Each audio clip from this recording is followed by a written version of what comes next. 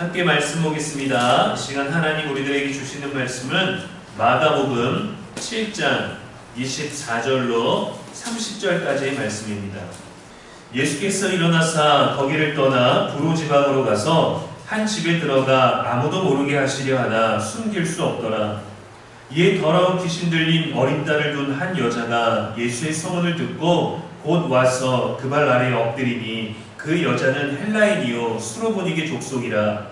자기 딸에게서 귀신 쫓아내 주시기를 간구하거늘 예수께서 이르시되 자녀로 먼저 배불리 먹게 할지니 자녀의 떡을 취하여 개들에게 던짐이 마땅치 아니하니라. 여자가 대답하여 이르되 주여 올소이다마는 상 아래 개들도 아이들이 먹던 부스러기를 먹나이다. 예수께서 이르시되 이 말을 하였으니 돌아가라. 귀신이 내 딸에게서 나갔느니라 하시매 여자가 집에 돌아가 본즉 아이가 침상에 누웠고 귀신이 나갔더라. 아멘. 이는 살아계신 우리 하나님의 말씀입니다. 이 시간 예수가 먼저다 라는 말씀으로 제목으로 말씀 나누도록 하겠습니다. 오늘 말씀은 우리가 지난 시간에 나누었던 사람의 전통을 따르느라 하나님의 계명을 잃어버린 바리새인과 서기관들을 질책하시고 무리들에게 가르치신 그 직후의 이야기입니다. 갈릴리 가버나움이라는 곳을 떠나서 두로의 지방의 한 집으로 들어가셔서 아무도 모르게 계시려 했는데 숨길 수가 없었습니다. 오늘 본문의 배경은 베니게라는 지중해를 따라서 해안가를 따라서 아주 넓게 분포되어 있는 그 지역 중에 중요한 항구 도시인 두로라는 곳이 배경입니다.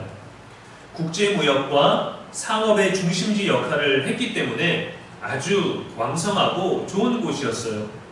예수님의 고향인 갈릴리는 완전 시골이었고 지금 오늘의 이 두로는 송도 국제도시 같은 곳입니다. 예수님은 왜 이렇게 멋진 곳으로 가셨을까요? 24절에 보니까 복음 전파를 위함은 아니었습니다. 예수님은 한 집에 들어가 아무도 모르게 쉬려고 하셨어요. 휴식을 취한 다음에 사역을 위한 영적인 준비를 위해 두로에 가신 듯 합니다. 그래서 여기 있는 동안에 아무도 모르게 신경 쓰지 않고 편하게 있기를 원하셨습니다. 우리도 바쁜 하루를 보내고 집에 오면 쉬고 싶죠. 어떤 때는 일하다가 말고 집에 너무도 가고 싶을 때, 퇴근이 기다려질 때가 많습니다. 때로는 출근하면서도 일하러 가면서도 집에 가고 싶을 때가 있지 않습니까? 그래도 여러분 우리가 무언가를 할 수 있음에 늘 감사할 수 있기를 바랍니다. 부지런히 일하고 할 일이 있어야 건강도 있는 것이고 쉼과 여유도 귀한 것이 아니겠습니까? 예수님도 쉼이 필요하셨습니다. 완전한 하나님이시면서 동시에 우리와 같은 완전한 인간이셨기 때문에 육체의 쉼과 충전이 필요하셨습니다. 때론 일에서 벗어나 아무것도 하지 않아도 되는 여유로운 상태, 평소 신경 쓰던 일로부터 신경 쓰지 않아도 될 것 같은 그러한 상황이 되면은 좋잖아요. 여유가 생기잖아요.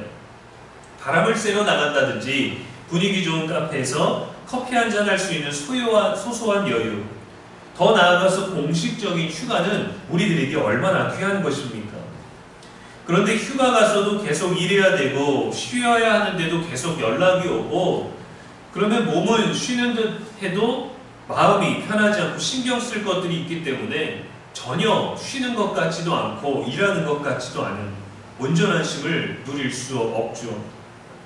예수님도 그러하셨습니다. 갈릴리 지방을 벗어나서 60km가 넘는 더욱더 먼 곳 두로까지 이동하셨어요.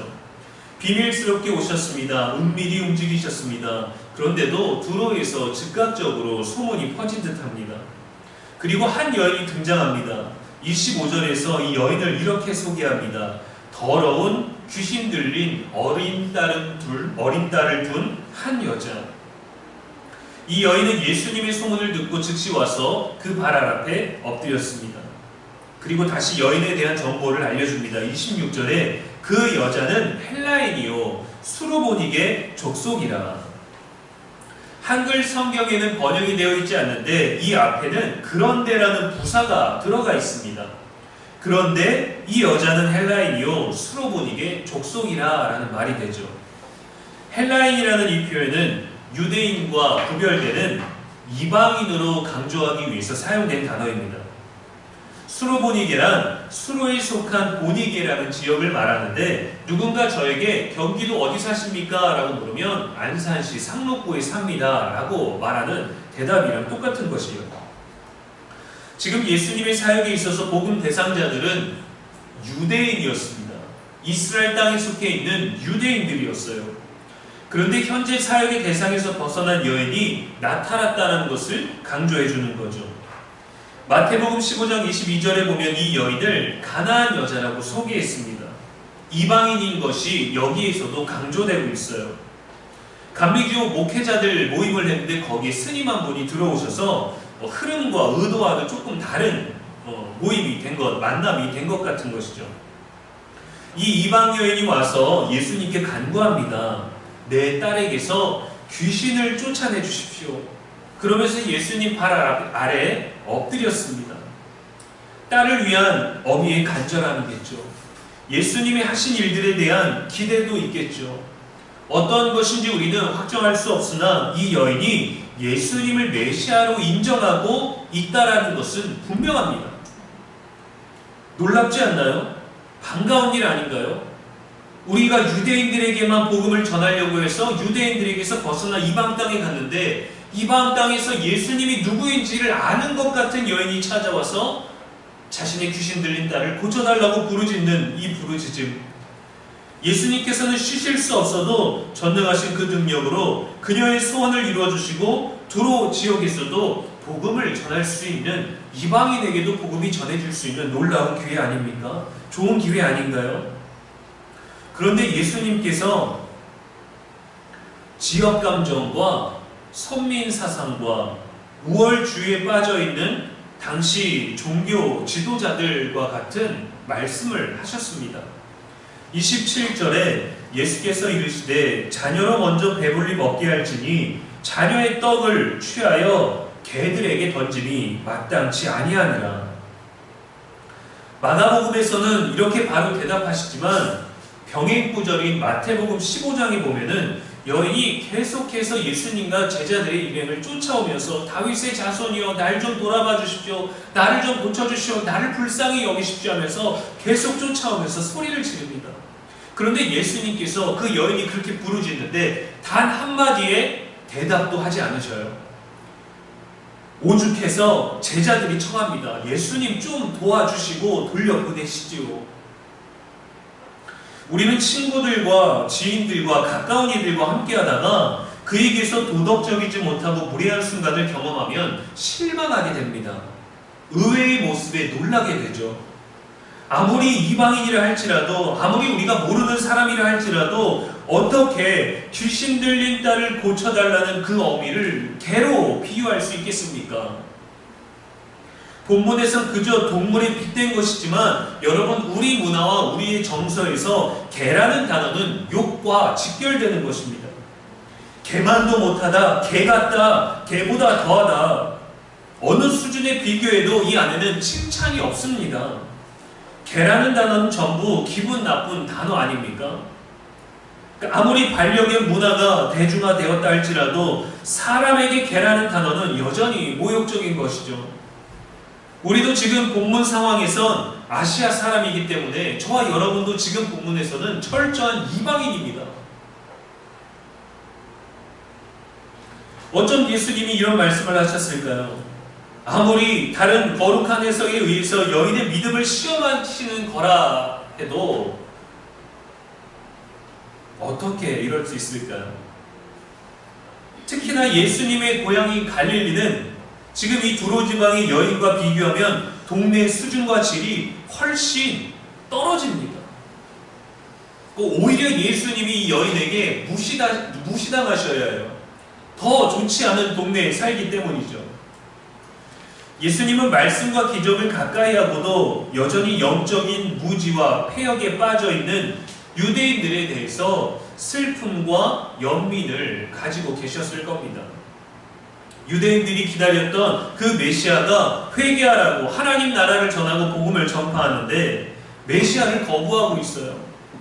다시금 그들을 향한 사역을 위해 충전하시는 중에 유대인이 아닌 이방인이 나타나는 것이죠. 그래서 예수님도 복음 대상의 우선순위에 대해서 말씀해 주신 거예요. 무엇이 먼저여야 하는지. 그렇다면 내일 다시 오십시오. 제자들을 통해서 안내드리겠습니다. 제자들에게 집 주소를 좀 알려주십시오. 그러면 우리가 내일 찾아가겠습니다. 이렇게 다른 방법도 있을 텐데 꼭 그러한 개라는 비유로 경멸조로 말씀하셨어야 했을까요? 예수님의 정확한 의도는 알 수 없지만 여인은 이렇게 대답합니다. 주여, 옳습니다. 그러나 개들도 주인의 상에서 떨어지는 부스러기를 먹습니다. 저는 이 말이 너무 가슴 아프더라고요. 저도 부모가 되어 있지만 이 여인이 할 수 있는 말, 아니 어떻게 그런 말씀을 하십니까? 나는 그냥 도와달라고 했습니다. 도우실지 안 도우실지 그것만 말씀하시면 되지 않습니까? 그렇게 말할 수도 있잖아요. 주여, 옳습니다. 네, 저는 상에서 떨어진 부스러기를 먹는 개와 같습니다. 그런데 개들도 주인의 땅에서 떨어지는 걸 먹지 않습니까? 나는 그런 개입니다. 부스러기라도 좋으니 주십시오. 이 여인의 언어가 어디에서 나왔을까요? 귀신 들린, 더러운 귀신 들린 그 어린 딸을 위한 어미의 한마디. 여러분, 옛날도 그렇고 지금도 그렇고 사람에게는 자존심이 있습니다. 당당하고 부끄럽지 않으려고 합니다. 우리의 가족이, 우리의 함께 일한 동료가, 우리들의 자녀가 떳떳하고 당당하고 부끄럽지 않기를 원해요. 무언가를 포기하고 손해보더라도 자존심을 지키려고 합니다. 우리가 믿음을 지키는 것과 같죠. 어떤 혜택과 어떤 이익과 어떤 만족과 유익 때문에 믿음을 버리는 것이 아니라 그 믿음을 지키는 것. 우리는 인간적으로, 인본적으로 자존심을 지키려고 합니다. 무시당하지 않으려고 합니다. 요즘은 어떻습니까? 아무도 무시하지 않았는데도 스스로 무시당한 기분 때문에 분노하고 무차별적인 폭력이 흔해지는 시대 아닙니까? 당당할 것이 없고 힘이 없고 신분과 재력에 상관없이 사람에게는 자존심이 있습니다. 더 많이 가진 자들, 더 많이 이룬 사람들은 더 많은 자존심을 지켜야겠죠. 수로보닉의 여인은 지금 그런 것들이 필요 없습니다. 예수님보다 더 좋은 동네에 살고 있고 부유하게 살고 있어도 지금은 그것이 아무 의미가 없습니다. 마태복음 15장 22절에 보면 소리질러 이르되 주 다윗의 자손이여 나를 불쌍히 여기소서 내 딸이 흉악하게 귀신 들렸나이다. 이 여인은 지금 의지할 곳이 없습니다. 의사도 소용이 없었겠죠. 여인이 스스로 나온 걸 보면 의지하고 보호해줄 남편과 집안의 남자들도 없었던 거겠죠. 그 지역의 신에게도 빌었을 것입니다. 그런데 그녀에게는 자신을 도와주고 구원해줄 수 있는 이가 필요했는데 아무도 없었습니다. 28절에 보면은 주여라는 이 호칭은요, 헬라어 퀴리에라는 단어에 해당하는데 정치에 있어서는 왕을 지칭하는 단어이지만 종교에 있어서는 전능하신 하나님을 표현하는 단어입니다. 마가복음에서는 다양한 형태로 이 퀴리에, 퀴리오스라는 주인이라는 단어가 사용되었는데 사람이 예수님을 향하여 퀴리에 주님이라고 호칭을 사용한 경우에는 마가복음 안에서 이 본문이 유일해요. 유대왕, 유대 땅, 유대인들에게는 주님으로서 전혀 대접받지도 못하고도 복음을 전하고 계시고 그들을 위하여 사역을 행하셨는데도 불구하고 오히려 이방 지역에서 이방 여인에 의해 주님으로 인정받고 경배를 받으셨던 겁니다. 마가복음에서 보면 돌아가라고 말씀하셔요. 이 여인에게. 여인이 자존심을 버리며 예수님 앞에 무릎 꿇은 것은 귀신 들린 딸을 위한 어미로서의 간절함을 뛰어넘은 이 일을 이루실 수 있는 예수님을 인정하고 받아들이겠다라는 믿음의 고백입니다.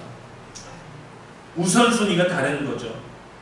딸을 위한 간구로서는 계치급을 하셨으나 예수님을 향한 고백으로는 믿음을 보신 거예요. 예수께서 이르시되 이 말을 하였으니 돌아가라. 네가 지금 어떤 말을 했는지 내가 안다. 돌아가라. 이것은 단순히 지금 이 자리를 떠나라는 위치적인 말이 아닙니다. 내가 누구인지 분명히 안다면 내가 너에게 무엇을 해줄 수 있는지 너는 이미 알 것이다. 이제 가도 좋다라는 허락의 의미예요. 내가 유대인들을 향하여 복음을 전해야 돼서 이방인들은 아직이다. 그리고 너는 내 상에서 떨어지는 그 부스러기를 먹는 개에 지나지 않는다. 그런데 너는 내가 복음을 전하고 있는 1순위에 있는 유대 땅에서 아무도 나를 주라고 말하지 않았는데 지금 너는 나를 주여라고 말하는구나. 너는 내가 누군지 아는구나. 그러면 내가 너를 위하여 어떤 일을 할 수 있는지 너는 분명히 알겠구나. 그러니 돌아가라. 이제 가도 좋다라는 허락의 의미예요. 마가복음에서는 돌아가라는 말씀으로 기록되었고 마태복음에서는 여자여 내 믿음이 크도다 내 소원대로 되리라 라고 말씀하셨습니다. 믿음을 말하고 있어요. 딸이 고침받은 것을 본 다음 예수님을 믿은 게 아니라 예수님을 믿고 나니 딸이 고침받은 것을 볼 수 있었던 겁니다. 믿음의 우선순위가 중요해요. 여러분, 이 여인에게 가장 중요한 일은 딸이 낳은 것보다 딸을 고쳐주신 예수님을 만난 일입니다.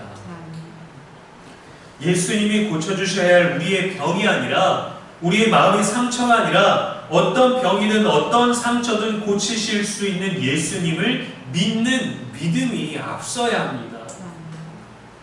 귀신을 쫓을 수 있는 능력이 필요한 것과 귀신을 쫓아낼 수 있는 존재를 만나는 일은 전혀 다른 일이에요. 제가 제대하고 교회 형들과 자주 어울렸는데 교회 형들과 당구를 치러 자주 다녔습니다. 재미도 있었지만 저는 잘 쳤을까요? 못 쳤을까요? 너무 못 쳤어요. 당구장은 지옥, 마귀가 임하는 곳, 그런 곳으로 이해를 했기 때문에 건전한 어떤 스포츠로 받아들이지 못하고 가면 안 되는 곳으로 여겨서 그곳을 가지 못했는데 교회 형들과 함께 어울리다 보니까 저희 엄마는 안 되었지만 형들과 함께 몰래 당구장을 다녔었어요. 근데 건전한 스포츠고 또 국제대회가 있을 만큼 건강한 것을 알게 되었습니다. 근데 저는 의욕만 가득 차 있는 깍두기였어요. 전혀 이 게임에 도움이 되지 않는 사람이었죠. 형들처럼 잘 치고 싶은데 마음처럼 안 돼요. 그런데도 저는 늘 이겼습니다. 제일 잘 치는 형이 깍두기인 저를 늘 데리고 갔거든요. 병기는 내가 데려갈게. 제가 마이너스가 되지 않겠습니까? 공 4개를 놓고 치는 사구라는 게임의 경우에는 상대방의 공을 치면 점수가 깎입니다.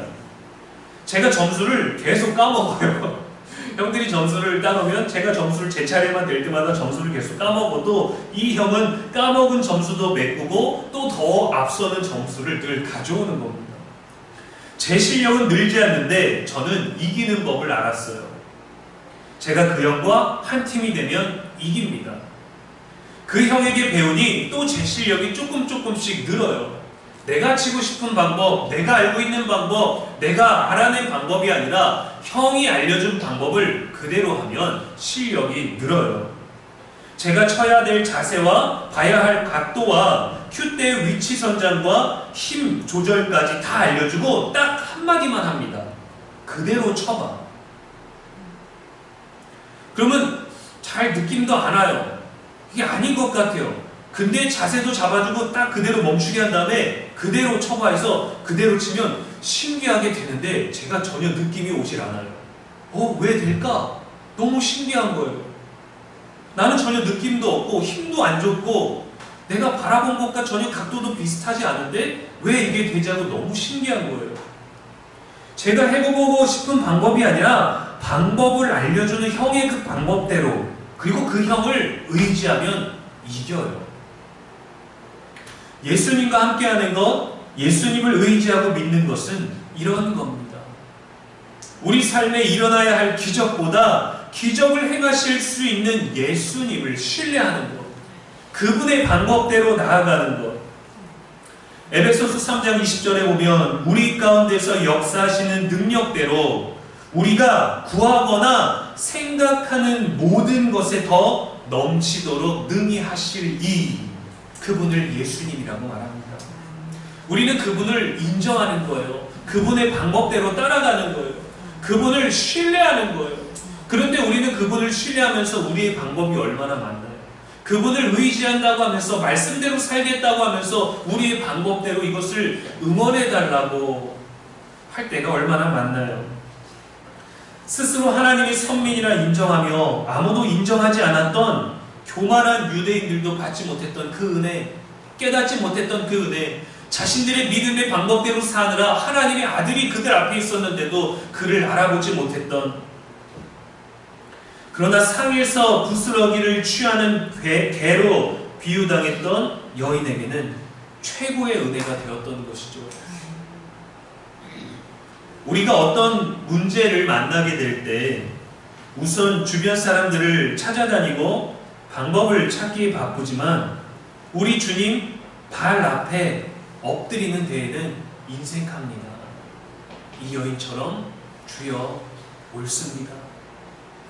더러운 귀신 들린 내 딸을 구원하여 주시옵소서 하고 그 발 앞에 엎드렸어요. 그만큼 간절했죠. 그만큼 주님이 누구인지 알고 있었죠. 그만큼 주님이 필요했어요. 그런데 우리는 주님 발 앞에 엎드리는데, 가장 먼저 주님을 찾는데 인색합니다. 분명 우리는 믿음으로 움직이고 믿음 안에서 고민하고 있지만 주님 앞에 엎드려 간구하는 일에는 게을러진 것 같아요.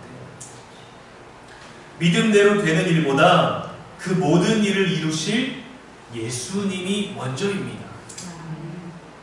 믿음의 우선순위가 바로 세워지는 저와 여러분 되기를 주의 이름으로 간절히 축원합니다. 기도하겠습니다.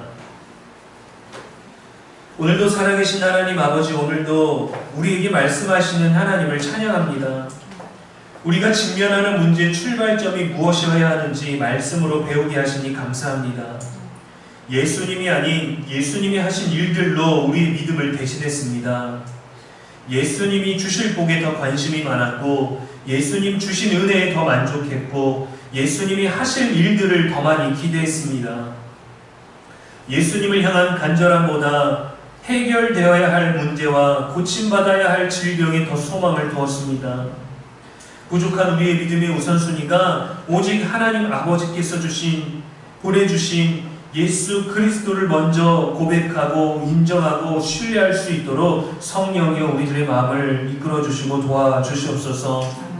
믿음의 주요 온전케 하시는 이 예수를 먼저 바라보는 우리가 되게 하여 주시옵소서. 주께서 우리를 위해 행하신 일들을 기뻐하는 기쁨보다 아무것도 행하지 않으실지라도 주님 한 분만으로 만족하며 기뻐할 수 있는 우리들의 믿음이 되게 하여 주시옵소서.